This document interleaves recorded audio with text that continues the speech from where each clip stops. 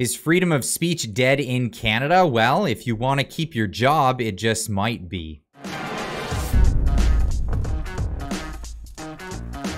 The Ontario court rules against Jordan Peterson. This is news that's coming out today. They're upholding the social media training order. If you're new to this story and what's going on with this, the College of Psychologists has weaponized, well, their institution, and they're going after Jordan Peterson for things that he said publicly, not in the capacity as a psychologist, but they're threatening to take away his license as a psychologist. This is education that he put his own hard-earned time and money into and did everything that it took to get the position of psychologist and getting the license of this, going through all their hoops, and now they're taking it away or threatening to take it away if he doesn't retract the things that he said and shut up, essentially, in social media.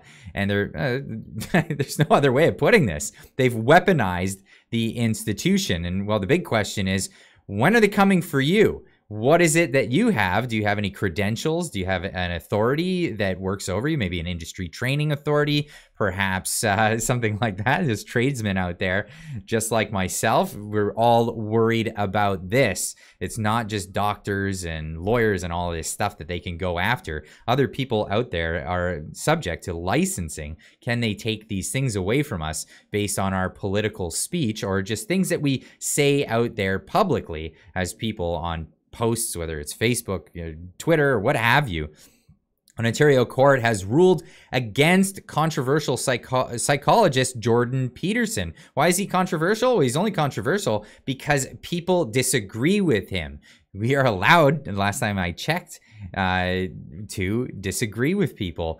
But it seems that there are certain people you're not allowed to disagree with, and if they complain hard enough, they'll get things taken away from you, and they'll even get the courts to side along with you, upholding a regulatory body's order that he undergo social media training or potentially lose his license to practice. In a decision released Wednesday, 3 Ontario Divisional Court judges unanimously sided with the College of Psychologists of Ontario in a case stemming from some of Peterson's contentious language and online statements. Now, the things that he said online, I mean, they're within his own purview to say, unless they're illegal. He didn't make any decrees for people to commit acts of violence. These are things that are completely legal and lawful within, a just and fair society. Except, well, I mean, it was the fact that he fought against a bill that was pushed through in government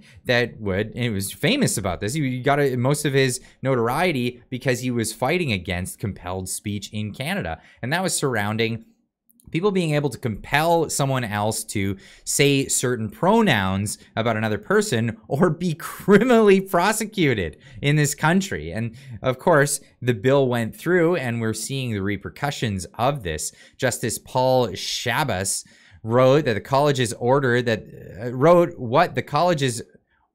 Peterson undergo a program on professionalism in public statements balanced its mandate to regulate the profession. It's not disciplinary, and it does not prevent Dr. Peterson from expressing himself on controversial topics. Peterson said his statements were not made in his capacity as a clinical psychologist, but instead were off-duty opinions, an argument the court rejected. Oh, okay, so now no matter what you do, you're somehow being seen as what it is that you're doing, or what it is that you do for a living. Now, the article goes on to say later, the panel concluded reasonably, this is the author saying this, not myself, that Dr. Peterson's behavior raised a moderate risk of harm to the public. This is what Shabas wrote.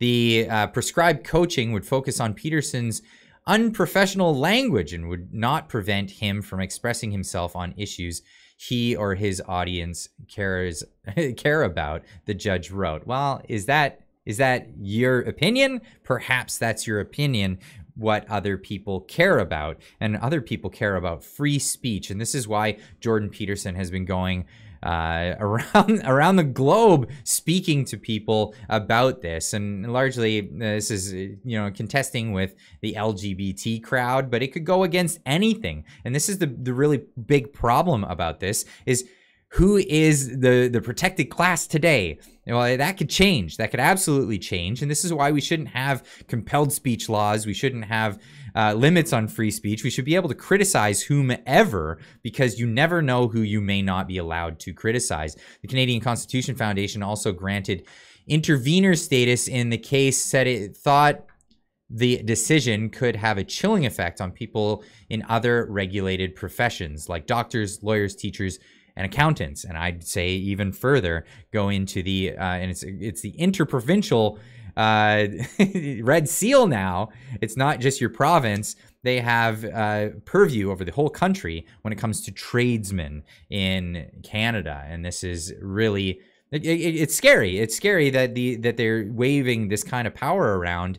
It has nothing to do with what it is that you do for a living, but this is the way it's been going. And this reminds me a lot of the struggle sessions that we all heard about in the Cultural Revolution in China as Mao took power over the people there. We all know the conclusion of that. It was the rough estimates are about 50 million people dead due to Mao's Cultural Revolution, and that was in peacetime in China.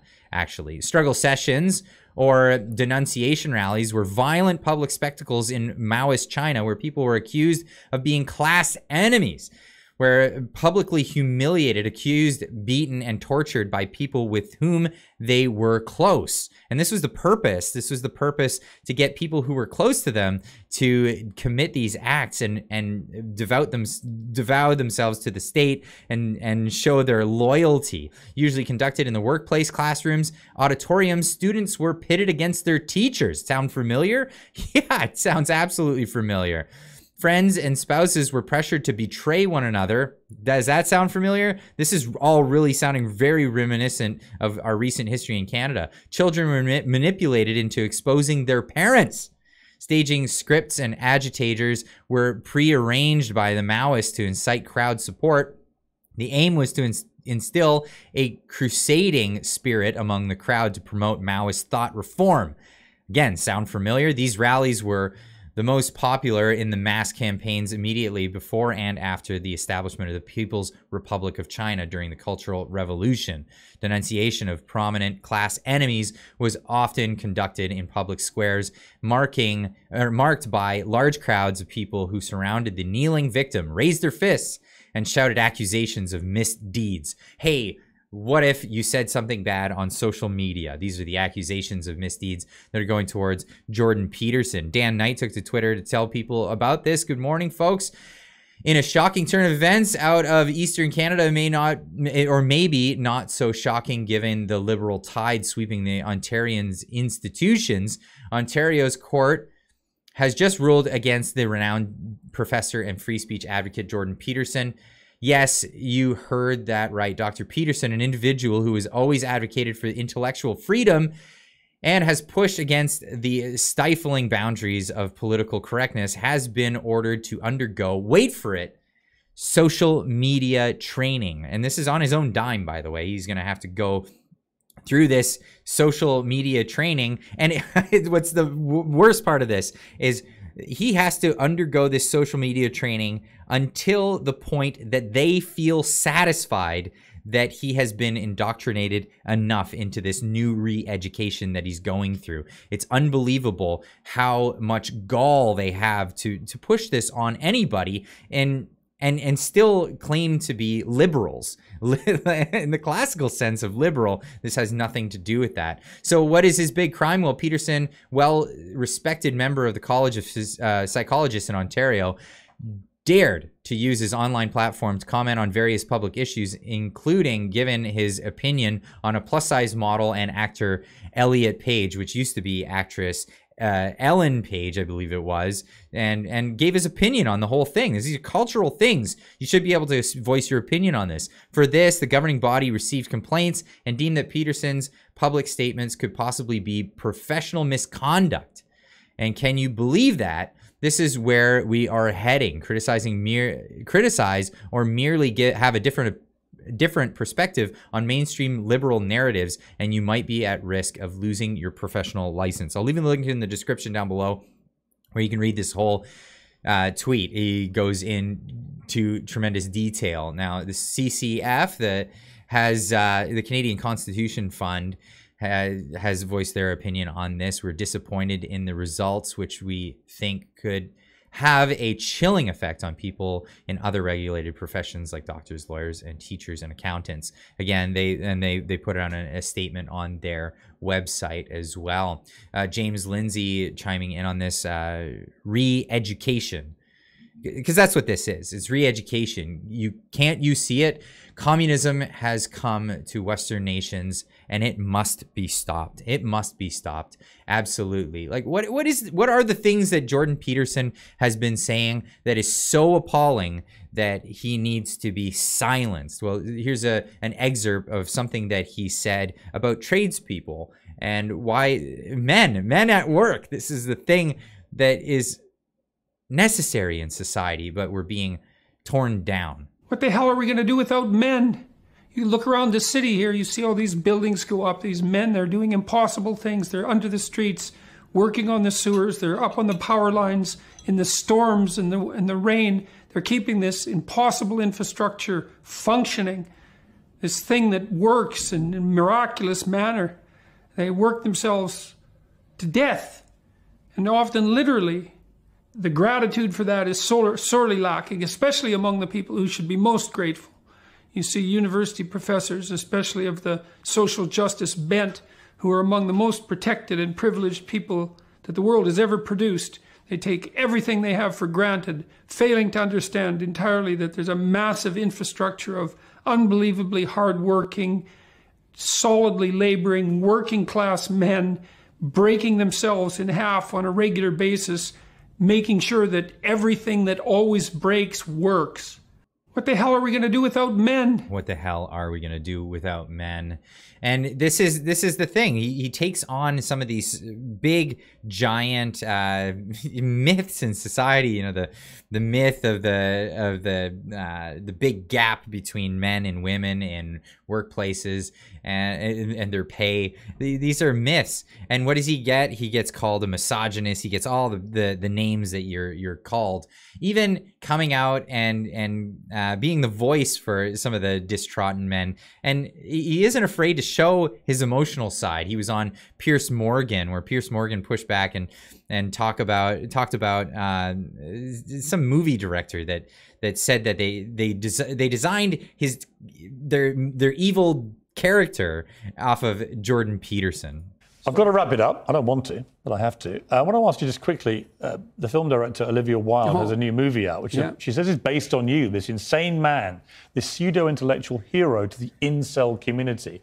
Incel being these weirdo loner men who are despicable in many ways.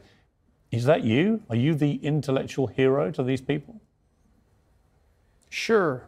Why not? You know, people have been after me for a long time because I've been speaking to disaffected young men. You know, what a terrible thing to do that is.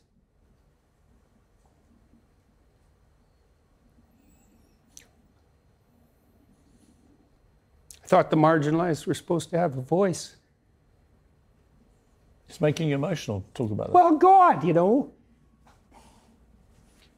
it's very difficult to understand how demoralized people are. And certainly many young men are in that category. And you get these casual insults, these incels. What does that mean? It's like, well, these men, they don't know how to make themselves attractive to women who are very picky, and good for them. Women, like, be picky. That's your gift, man. Demand high standards from your men. Fair enough. But all these men who are alienated, it's like, they're lonesome and they don't know what to do, and everyone piles abuse on them. When she said that, Olivia Wilde, it stung you, didn't it? I saw the reaction. By that time, you know, that as far as critiques go, that was kind of low level. I mean, once I got painted as Red Skull, you know, magical super Nazi, that was kind of the end of the insults. There's no place past that. So When Olivia Wilde made those comments, the first thing I did was go look at the preview for a movie, which I quite liked. I thought I would go see that movie probably. And he's got humility. Now, the whole concept here is, I mean, there are people that have been abused in society, and they just continue to be. You see podcasts that are come out. They've grown tremendously in the past few years, like the Whatever podcast, where they stand up for men who just want to be men. People are gravitating towards Tate and the message that he's putting out. But this is the thing. This is the counterculture. This is actually the counterculture. You know, they had the hippies in the 60s, and then it went full lefty. And now people are just rejecting this. It's absolutely gone the other way, and the pendulum is starting to swing the other way. And this is why they need to punish him. And this is why they're taking this out on him through his regulatory body. And this is absolutely disgusting. Now, Cat Canada put this out on Twitter. This is a petition from the Counter Signal saying it's time to rally behind Dr. Peterson, Canada. This man fought and continues to fight tooth and nail for freedom of speech and more in this country. Let's show him we have his back. I mean, I'll leave a link in the description down below, whether you think that petitions do something or they don't. Get out there and sign that petition. Just show that you have some sort of support for that. Again, the link is in the description down below. But we need to rally. We need to absolutely rally behind these things, behind Jordan Peterson, because once free speech is lost, it is gone forever. You are not going to get it back. The government has been taking so many of our rights away, and they're doing it by nipping at us little tiny bites, one little bite at a time. And it's people like Jordan Peterson that are standing up, and we got to stand up with him. If it goes for him, they'll go for anybody else. This is really what it comes down to. They're not going after his free speech. They're going after all of our free speech.